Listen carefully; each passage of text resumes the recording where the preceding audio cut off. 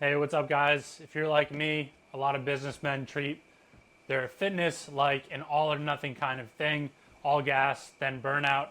But Ross Edgley's 4 seasons blueprint is how elite performers stay lean, strong, and focused for life. Now, I use his blueprint approach to optimize my training, whether that's going through these 4 different cycles. So, whether that's for a competition, some sort of sporting event, or if it's just for life. So, you can use this to plan out things as long as a year or even years, or you can use it just to set up your week, right? So, I'll show you what I mean and how we can go about it. Now, the most influential page here is going to be this blueprint. So basically what it is there are 4 seasons, right? So we have what they call a macro cycle, which would include all of the seasons, and then the mesocycle, so breaking them down. The first one is autumn or autumn or fall, being recover. So when you're recovering, your volume is moderate or low, your intensity is moderate or I guess low as well, and your adventure, we would call it, is going to be low. So everything's kind of low. You're not doing too much. You're just building that foundation. Or, you're truly just recovering. You're giving your body time to rest and recover. Now, the second step is winter, or I guess you can start where you're at. But winter is the base. So in the base phase, you're going to have higher volume, especially compared to autumn or fall. And your intensity is going to be moderate, and your adventure is still going to be relatively low. Now, as you build into spring, noted how funny how that works. The spring section is called build. So in that mesocycle, if you will, your volume starts to come down, your intensity starts to rise, and your adventure starts to rise as well. Believe me, I'll explain each of these. And with that, for the optimized periodization, they call it, that leads you to be able to peak in summer. So peak is the name of the summer section. And what that means, or what that looks like, is your intensity is high, but your volume comes back down and is very low. Also, your adventure, so he calls it, is going to be high as well. So you're doing new things, or you're doing things that are more adventurous when you are peaking, and you have really high intensity but really low volume. So what that looks like, if you're competing, that looks like, instead of training twice a day every day, like you might be doing during the base or the build phases, then you're going to be training like once every other day or something like that, or like once a day, so bringing back the volume, right? But you're still going to have that intensity, so you're going to go in really hard bursts and then bring it back, or really long bursts if you're doing endurance, and then bring it back and taper down. So using that, I actually use this even on a weekly level, so what you might even call like a microcycle. So a microcycle, then a mesocycle, being a few weeks ideally, and then a macro cycle. But I can even use each of these aspects on a weekly level. So for example, I'm going to recover every Sunday, maybe even a Saturday and a Sunday. The base is I'm establishing some good strength gains. Build is where I'm intensifying and incorporating some cardio. And then during the peak phase, that's like all out, max out lifts or something like that. Or max out sprints, really high intensity and lower volume, right? So using that, I can establish not only a weekly plan, but a monthly or 4-week plan typically, and then we can fit that into, say, a 12-week plan or 16-week plan, etc. Also depends where you're starting at, how much time you have to get there. Like for the one medal, the fighting one, the conflict MMA one, was like kickboxing or Muay Thai. So I had, I think, 12 weeks to plan for it, so I was in a good spot. I was training hard. I got the heads up that I might have something coming up, and then I went right into, I was already decently recovered, or I think I took a week to recover a little bit more, went right into my base phase, built up for a few more weeks and then had the last week or two of being peak. So I had some time to plan ahead and was able to execute that accordingly and got a win over a guy with 2 first-round knockouts. Now, the other things there I have are Spartan races. So for those, the shorter distance one I did on a whim, probably less than a week's notice, I think a couple days.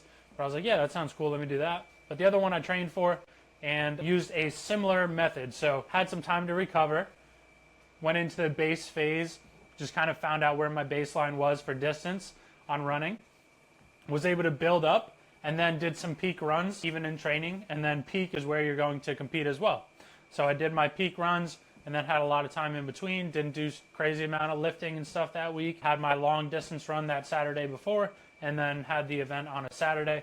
Ended up being in the top 5% of the I guess men in my age group.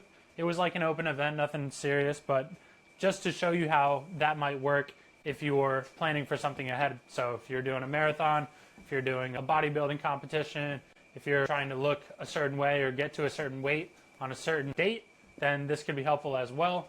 Now, I like it because it's not something that you're going to burn out from, and you have your rest and recovery planned ahead of time. So I knew that after I competed in each of these, my peak was done. Now I'm not going to go back into a high volume, high intensity training regimen right away. I'm going to rest. I'm going to recover, right? So after that is where, after I rest and recover sufficiently, is where I can start building that base. So what does that look like, right?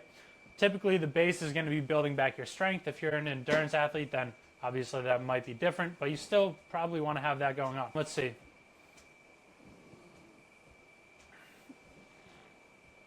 So Ross Edgley himself is the world's longest open water swim. The guy that's done the world's longest open water swim, just author, performance coach, etc. His philosophy is periodize your life like an athlete with seasons of focus and recovery. And I can't agree with this more. Coming to you as an athlete for most of my life, doing things like football, wrestling, lacrosse. You know, football we play every Friday. Lacrosse, you might have a few games a week or even in a day. Same thing with wrestling. You might have a few in a week or even a few in a day. So learning how to adapt and recover and get yourself ready for that peak performance on a repetitive and sometimes uncertain basis, depending, you know, you might have one match for wrestling per day, or you might have, you know, pushing 5 or more. So just know that this isn't just for athletes. It's for high performing men who want to dominate, you know, in the boardroom and in the weight room and any other room you can think of. Now, let's see. So basically every week has a microcycle, like I mentioned. Hard sessions, lighter days, and a full-on rest day. So you might be going hard Monday, Wednesday, Friday, or 4 of those days during the week, and then rest, or have, you know, maybe 2 longer sessions like Tuesday, Thursday, Saturday, and then have something where it's a little bit lighter Monday, Wednesday, Friday. Whatever works for you and your goals, it's always going to be different depending on what your goals are. If somebody's recommending the same thing for everybody, it might be good for beginners, but as you develop and want to improve, you're going to need some customization, and that's where coaching always comes in. I was with any of these without some support, especially the fighting one. So when it comes to monthly, you might push for, you know, 3 weeks at a time and then deload on the 4th week, have that as a recovery if you want to just use the number 4 for the 4 seasons, if you will. And then quarterly or yearly, right? So you might have 3-month mesocycles with intentional shifts in your goals over time. Or you might peak, you know, say you're a bodybuilder and you want to peak every 3 months or every 6 months or every 12 months. Depending, right? You're going to want to rest and recover, then build your base back up where you're bulking, and then you start to refine and maintain that muscle. And then by the end, you're trying not to do a whole lot with your diet adjustment-wise. You're just doing, you know, the last couple of days you might do something. But realistically, you shouldn't be training as intensely. You're not going to gain that much more muscle in the last week or two. So you're just going to refine and go intense, and then make sure you're rested and recovered, work on your posing, etc. So one thing to note here is that it's not random, it's rhythmic or cyclical. Nature, I think that nature is a great guide for wisdom, not only with life in general, but when it comes to fitness and your health. So that is why I believe nature is cyclical, so your training should be as well. Now, let's see.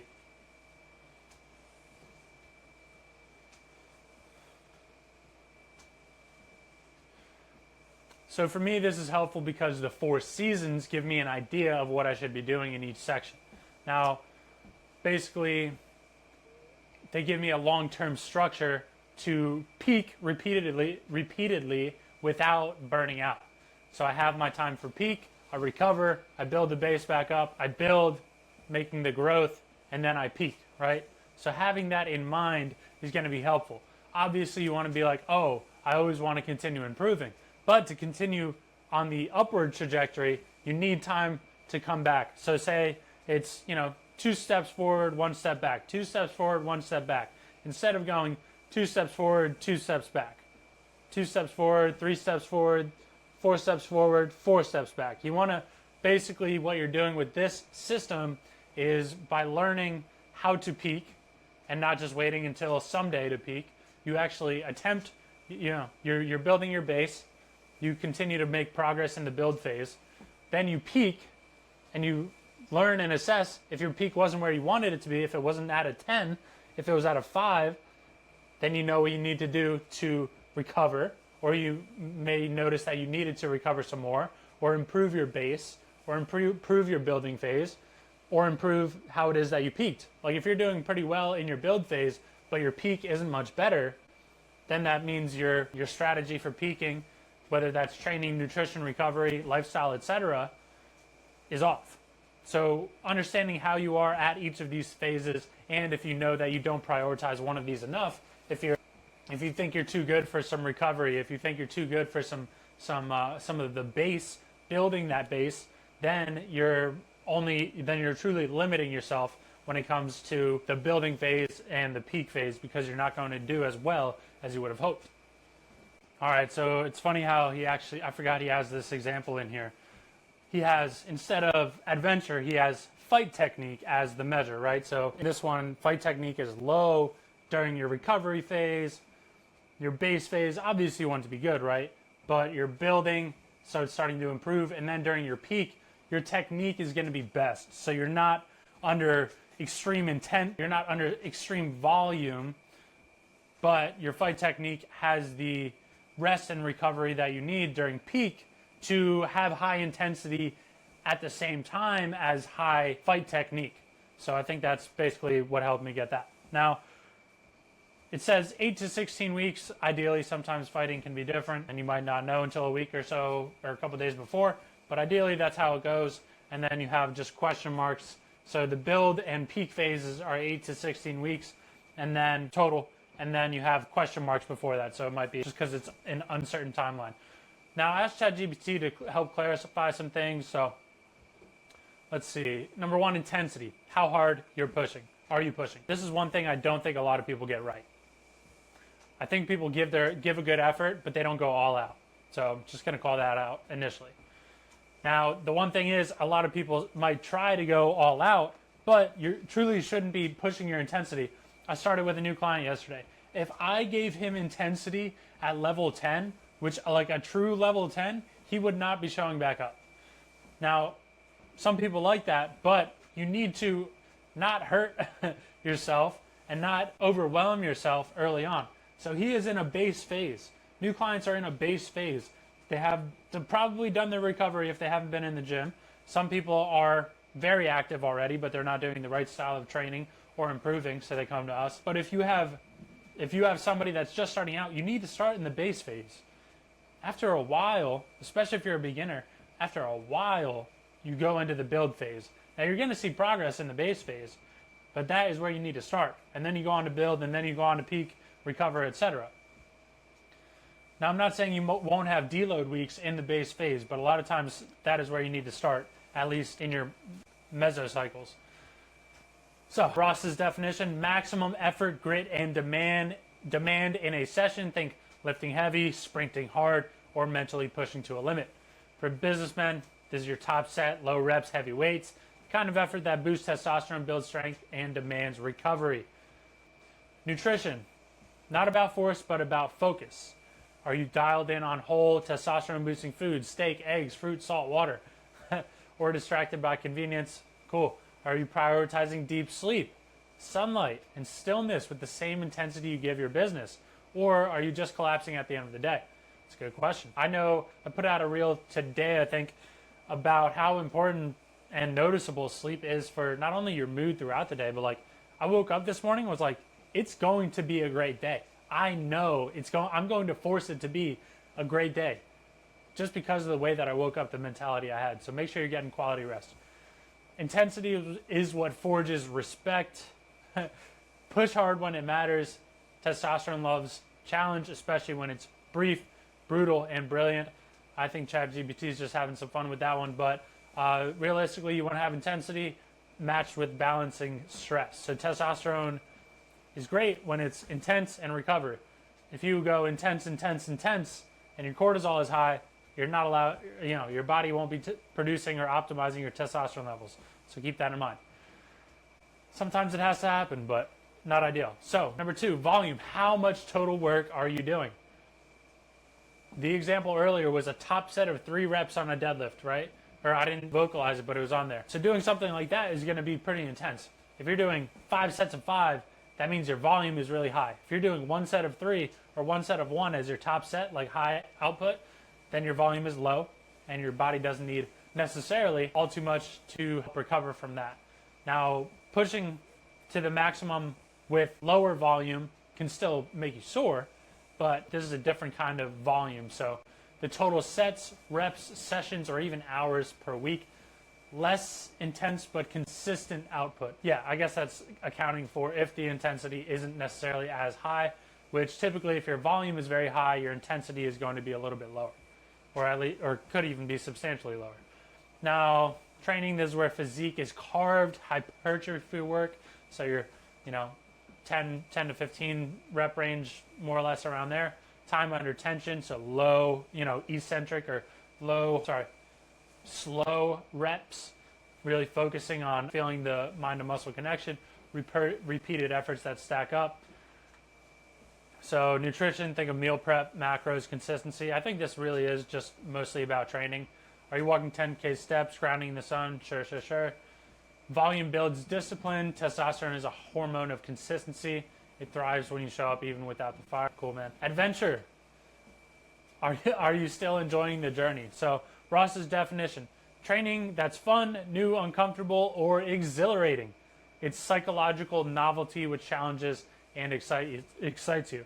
So to me also, like if we're talking about fight technique, to me this is going to be where you're throwing in your spinning back elbows. To me, where you're throwing in more high kicks, where you're training with high level guys, your sparring is on point because you're going with the best in the room. That's when you're really going to see your technique improve, when you can learn things from others, whether that's offense, defense, mentality, etc. So early on, you're really going to be focused on the basics, right? And then as your fight technique, we're not saying your technique is bad at the beginning, but we're saying the level of your technique is going to improve as you get closer to fight camp, especially on things where if you know your opponent, like for example, my opponent in the one fight was a southpaw. So I started training technique that would accommodate for offense, defense, and everything in between with that in mind. Awesome. So are you still enjoying the journey? Are you doing things that are fun, that are exciting? To me, there's a certain level of challenge that keeps things exciting. I think there's even a chart that shows like, your skill level on one axis, maybe, let me put this book down. Your skill level on one axis and then the difficulty on another, and finding the spot in between, or I guess it would come out from the axis here. Finding that spot in between is where you achieve flow. So if your skill level, let's do skill level up here. If your skill level is at a 7, but your difficulty is at a 3, then it's not going to be very exciting. Now, if you want to push, if your skill level is a 7, and your difficulty is, say, a 6 to an 8, right? Then you're within that range, ideally a 7, but then you're within that range of figuring out, this is challenging, but it's exciting, right? So I think that is where adventure really comes into play, of saying like, if I go into a fight against somebody that's a whole lot worse than me, then the enjoyment might be there, but it's almost like, I could probably do more. Or my training, if I'm not training to the best of my ability or learning new things, etc., then it's like, something might be off there, right? Or the same goes if I'm doing something that's at too high a level for what I'm capable of, right? So keeping that in mind is going to be helpful. Training, let's see, strongman circuits, outdoor runs, sandbag carries, beach workouts, or trying a new discipline like BJJ or hill sprints. Yeah, that's exciting. You probably won't catch me doing hill sprints on any given Wednesday, but leading up to a fight, you best believe I'm going to be out there doing some crazy shit. Nutrition, training, trying wild game, hunting your own meat, learning ancestral cooking. This is crazy. Not just eating, connecting to fuel, recovery, cold plunges in natural springs, hiking barefoot, yoga under the moon. You're not just resting, you are awakening. Cool, man. So yeah, Ross Edgley, if you're wondering, Ross Edgley is a big advocate for like barefoot runs, barefoot walks, etc. He literally programs that in. A lot of his stuff is for endurance, but you can still apply this to your life. Now, adventure keeps your spirit alive. So when you're in getting ready for those peak experiences, your adventure, your curiosity is going to spike. Just make sure you don't do something that's, make sure it's a worthy goal, but not something that's levels and levels above where you're at. And then if you have something that's levels above where you're at currently, give yourself some time and implement a plan to help you get there. And yeah, I love this last part. Testosterone thrives when you feel alive, not just safe. Awesome, man. So I like to give business parallels. Sometimes analogies can come up that are helpful. So for example, the variable itself, intensity. Hormonal impact is a testosterone spike, which I mentioned earlier. You want to ideally pair with a suitable recovery method. Business parallel being pitching, leading, going all in. So having that intensity, going all in your business. Volume is more of a hormonal baseline. Just getting the reps in. So this, see, systems, reps, operations. Now it's good to have, but it's not necessarily going to give you, the results or payoff that intensity is. And then adventure. So that's dopamine and vitality in a nutshell. That's where we're talking innovation, creativity, renewed drive. That's, your new initiatives, your new hires, your different coaches or mentors that you meet along the way, stuff like that, different experiences, right? So when you balance the three, you push hard, stay consistent, and keep it fun. You don't just train, you transform. I think that's a great way to end this video. Let me know if you guys want to hear more. I really enjoyed this book by Ross Edgley, The Blueprint. Go ahead and check it out. For me, you can use this. I've even done it myself, just for planning an entire year's worth, realistically. But then you always want it broken down into, what am I doing this month or this quarter? Or sorry, I guess, have the year plan, break it down to a quarter. So, and then break it down to the month. And then within that month, you'll have each week, and you should know what you're doing every day, ideally, and then make adjustments every month as needed. With that said, thank you guys so much for tuning in.